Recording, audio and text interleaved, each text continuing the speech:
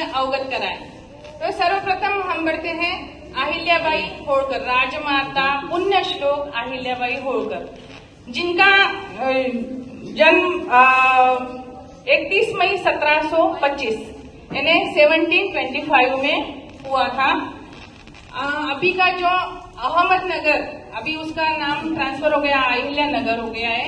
अहमदनगर गांव में चौंडी नाम एक गांव था, यानी रूरल एरिया गांव, वहां पे उनका जन्म हुआ। उनके पिता का नाम था मानकोजी शिंदे और माता का नाम था सुशीलाबाई शिंदे। आप सभी ध्यान से सुनना, मैं लास्ट में क्वेश्चन करने वाली हूँ, तो देखेंगे कि कौन कितना ध्यान से सुना, ध्यान में आ जाएगा उसमें से।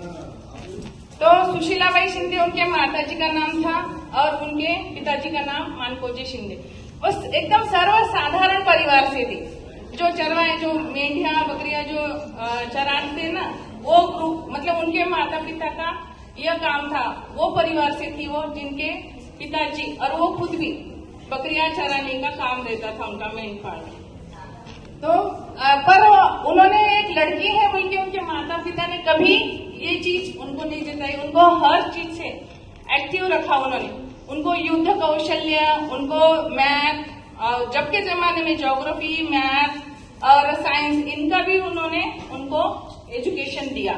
पहले गुरुकुल भी रहते थे, तो गुरुकुल के माध्यम से उनको एजुकेशन देते थे। और सबसे मेन अहिल्याबाई को पहले से ही बहुत एक्टिवनेस था। तो मट्टी के खिलौने में जब ज्यादा चलता था वो जमाने में, 300 साल पहले, तो मट्टी के टॉयज बनाती थी। तो टॉयज में क्या बनाना हो, आपको क्या लगता है? टॉयज में उनका था युद्ध कौशल्य के हिसाब से ढाल, तलवार, घोड़े, हाथी, ये चीजें वो मट्टी के खिलौने में बनाती थी। इसमें से देखो कि उनको कितनी जानकारी थी और कितना उनको अपने देश के प्रति, अपने राष्ट्र के प्रति, युद्ध कौशल्य के प्रति जागरूक थी वो। और मात्र 8 साल की उम्र थी उनकी जब। और सबसे बड़ी बात तो वो शिव भक्त थी, शंकर भगवान जो महादेव जी ना, उनकी वो परम भक्त थी। तो हमेशा वो जमाने में, और 8 साल की उम्र में, मात्र 8 साल की उम्र में वो ब्रह्म मुहूर्त में उठती थी। ब्रह्म मुहूर्त मतलब सुबह 4:30 बजे से शुरू होता है, जिसे हम ब्रह्म मुहूर्त बोलते हैं, अमृत बेला बोलते हैं।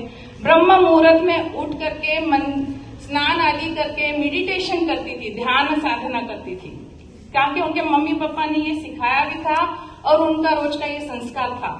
तो सुबह उठ के ब्रह्म मुहूर्त में मेडिटेशन करना, फिर बाद में भगवान की पूजा करना, शिव जी की पूजा करना, और फिर बाद में जहाँ अन्नदान होता था वहां पे मंदिरों में पहले प्रसाद, मतलब भोजन व्यवस्था रहती थी। आने जाने वाले जो यात्री रहते हैं उनके लिए उनको वो प्रसाद भोजन का वितरण करती थी। और मंदिर की पूरी साफ सफाई, इतनी सी उम्र में पूरी साफ सफाई इतने बड़े मंदिर की, शिव जी के मंदिर की, वो खुद करती थी। ऐसी उनकी दिनचर्या थी। ये हो गया अहिल्याबाई होळकर के बारे में। अब थोड़ा सा अपन सब्जेक्ट को टर्न करते हैं मल्हाररावजी होळकर। मल्हाररावजी होळकर के बारे में मैं बताना चाहूंगी। आप मल्हाररावजी होळकर के बारे में भी नहीं जानते होंगे मेरे ख्याल से, जब अहिल्याबाई होळकर से ही नहीं जानते। तो अच्छा, बाजीराव पेशवे पहचानते क्या? बाजीराव पेशवे की जानकारी है? सिर्फ हैंड राइज करो, आप बोलोगी नहीं पर हैंड राइज करो। कौन पहचानता बाजीराव जी पेशवे?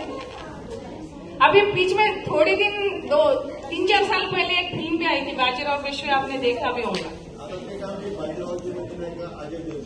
हाँ, तो बाजीराव जी पेशवे, तो ये जो है छत्रपति शिवाजी महाराज है, तो उन्होंने स्वराज्य स्थापना का बीड़ा उठाया था, क्योंकि पहले मुगलों का शासन था हमारे देश के ऊपर। तो स्वराज्य स्टेट, पूरी जो स्टेट है वो हर एक स्टेट को अपने अपने हिसाब से स्वराज्य स्थापना करने का उन्होंने बीड़ा उठाया था, पूरे भारत देश में से जितने थे। तो छत्रपति शिवाजी महाराज, उसके बाद में संभाजी राजे और उसके बाद में राजा राम।